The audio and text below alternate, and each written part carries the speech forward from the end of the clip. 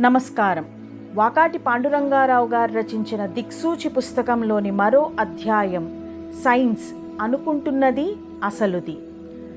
కనిపించిన మరియు కనిపించని ప్రతి చిన్న పెద్ద విషయానికి సైన్స్ సైన్స్ అని వాదించే మనకు, మన సంస్కృతి గురించి ధర్మం గురించి ఎవరైనా చెప్పగానే సైంటిఫిక్ లాజిక్ ఏమిటి అని ప్రశ్నించే మనకు అసలు సైన్స్ గురించి ఎంత మాత్రం తెలుసు?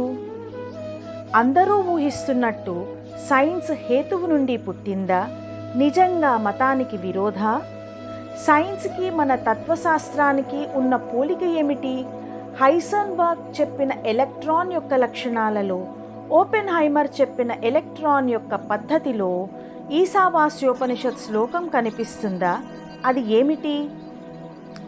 ఇవి ఎంతవరకు నిజాలు? క్రమంగా తెలుసుకుందాం. సైన్స్, దాని ఆశయం, దాని దారి, ఆ దారిని నడిచిన ఋషులు కనుగొని మనకు అందించిన వరాలు, నేటికి చేరిన గమ్యం పరిశీలిద్దాం.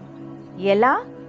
సైన్స్ అనే తపోదీక్షలో జీవితకాలం వెచ్చించిన సత్యాన్వేషులు మానవ జీవితపు విలువల గురించి, దాని వికాసం గురించి మనస్సు అనే హోమగుండంలో ఆలోచన సమిధలు వ్రేల్చిన మేధావులు సైన్స్ గురించి ఏమి చెప్పారో చూద్దాం.